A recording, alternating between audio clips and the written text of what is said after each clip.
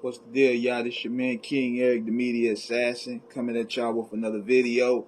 Now, before I go on, I want y'all to know that we going live on Screwball Radio tonight, 9 p.m., 6 Pacific, 8 Central Time. We got Imam Thug in the building, so definitely tune in on that.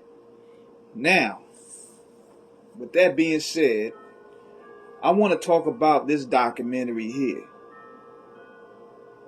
I want to talk about the Defiant ones. See, after watching Kanye West's documentary, I wanted to go back here because I like to see and hear geniuses talk about their craft.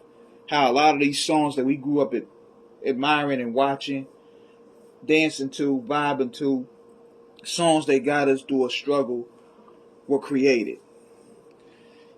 I wanted to talk about the Dr. Dre and Jimmy Iovine documentary from 2015 titled The Defiant Ones. And see, this was interesting because this was going to be the only time you was going to really get personal access to Dr. Dre. See, Dre hasn't really done any press for almost 20 years. Possibly because of his past. And we live in a stage now where you can get canceled at any moment. And he don't want to put himself out there. So he wants to protect his aura, just like many. But this was going to be the first time you was going to really get into Dr. Dre's personal life, post-Death Row Records, and previous aftermath, now where we at now. And see, what I noticed about this documentary, it featured everybody. It had a big-ass budget. I'm talking Snoop, Cube, Ren, my man Yella, Gwen Stefani, Springsteen, Eminem, Bono, David Geffen, Puffy, Nas, Stout, even D Barnes. So you know this was going to be good. So what I wanted to figure out about this too was you get to know about Jimmy Iovine as well. People have said a lot of shit about Jimmy Iovine. That he was a crook, that he stabbed Suge in the back, that he manipulated Dre to turn on Suge so Death Row would be pretty much thrown in the bushes, that him and Tupac didn't see eye to eye. You get to really get to know a little bit more about Jimmy Iovine because Interscope Records was the distribution behind this, the acts that we grew up listening to, like the man who was responsible and played a role to bringing Tupac Shakur, No Doubt, Manson, Marilyn Manson, Death Row Records. You get to see that. You get to see more of him. You get to know more of his background. So, in the beginning of this, we start off with Dre and Jimmy going public with that $1 billion acquisition deal from Apple for Dre headphones. The news broke early thanks to Tyrese, aka Jody. And I don't care what anybody say, he gonna always be Jody, man. So he goes up there on Facebook, even though Jimmy Iovine told him, he told will.i.am, yo, don't say anything about this deal. We're gonna announce it Monday. Tyrese goes on Facebook. Him and Dre was a little bit saucy from all that yak. I'm the first billionaire on the hip hop. It's on the West Coast. And Jody start crip walking. And they almost lost the deal. Because Puff called Jimmy Iovine like, yo, what's up with this, man?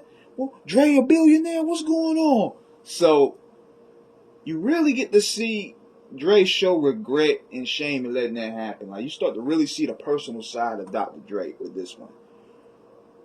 And this is, just like I said earlier, this is the only time you really gonna get true access to Dre.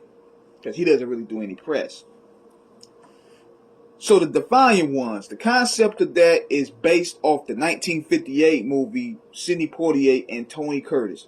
See, the concept of this movie is, y'all, is one was black, one was white, who were shackled together and must cooperate in the surviving prison. See, both Dre and Jimmy Iovine, they represent that concept here because these guys here are from two different worlds. And they trying to come together. They eventually start coming together to survive in this jungle we call the music business. And let me tell y'all this, as much shit as we give Jimmy Iovine, I gotta give him some credit. The guy has fought for artists to really say what they want to say and never trying to change them. Jimmy stood behind Dre, did the good, bad, and ugly. Now, what I love about this here is the content, man. Like, they hit a nugget with this one. You get that Easy and NWA content, Easy rapping on radio, NWA recorded F the Police. You get to see going to where Dre and fell out, then Dre and Easy fell out. Then you have D Barnes recalling the incident of him allegedly slapping her up. They can talk about Dre losing his brother and being forced to start from scratch with Death Row Records. What was also very touching to me was when they touched on DOC. DOC was a very huge instrument in NWA's success when it came to writing, arranging, and him losing his voice was a tragic tale in hip hop. He even wanted to cry when they played his Funky Enough. Like, he can't even really rap anymore. But they played that track and he almost wanted to break down crying. So it was cool to see them give DOC that acknowledgement. Then they showed the breakup of NWA, which was ugly. You had Cube mocking DOC voice. You had NWA throwing shots at Cube. D Barnes got caught in the middle. Then you go to Easy and Dre splitting up after Easy chose Jerry over Dre. And Dre talked about how hurt it was, which led to his drinking, because this was around the time that he not too long ago lost his brother. Similar to the Kanye shit. These guys just kept working. They just kept working through the pain. Dre didn't really have time to grieve. He had to keep working. He had demands. He was the highest demand producer on Ruthless. So he had to keep going. Jimmy Iovine, on the other hand, he went through personal issues, but even a divorce is painful regardless of what a man goes through. But I noticed this. It shows the pure difference between Jimmy and Dre's struggle. See, Jimmy happened to go through bumps and then he could get back up shortly. He had personal creators, writer's block, and went through lack of inspiration. But in comparison to Dre, the shit he went through was nothing compared to what Dre went through. So that tell you white privilege is a bitch. So we go to the best part of the documentary, the Death Row era. The Death Row era which made Interscope, saved Interscope from going under. No label wanted to do nothing with Dre or the Chronic at all. So Interscope, to their credit, took the gamble and the rest was history. And the way this thing was produced is amazing, man. I mean, my favorite part, and this was inspired me to do video montages, was when the Tupac era walked in. And when Tupac was walking in black and white from the Brenda's Got a Baby video, they had a visual of the Brenda's Got a Baby video, and they switched to so many tears when they showed his face. The way he slow walked into the scene was amazing. That inspired me to do video montages. The interesting parts about this Death Row parts with the behind the scenes video shoots, studio footage, Suge and Jimmy's relationship, the East Coast West Coast beef, stuff we already know. But it was also interesting how Time Warner was trying to come down on Death Row for content, and Jimmy sticking to the guns and not abandoning Death Row. But see, I look at it like this. It wasn't really because he liked them, but because Death Row was his bread and butter at the time. So you see how when shit crashing, after Pac got killed and Suge got locked up, Dre moved on, and Jimmy moved with him. So that's where Suge claimed that Jimmy got in Dre's ear and turned him against him. Now let's get to the lies. Like Jimmy Iovine bailing out Pac. That was supposed to be a lie because even dads who don't see eye to eye with Suge, he said that that's a lie. And then you had Jimmy and them talking about, we ain't know nothing about what happened at Death Row, the violence and stuff. You was a damn lie.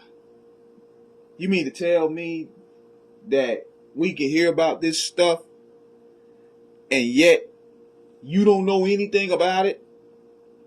Come on, man. So after that, we go from another video montage of Interscope, which represented the Wild Wild West mentality they had in the 90s with Death Row and Marilyn Manson, with them using beautiful people over the chaos. And you had Tupac shit talking, you had car crashes, you had protesters, you had a bunch of chaos. And I loved it. Whoever produced that is a genius. So we go from Aftermath period where Dre was bricking and they wanted to drop him. But Jimmy Iovine showed his loyalty to Dre here, and I gotta give him some respect here for sticking with Dre. He said, if you get rid of Dre, I'm going with it.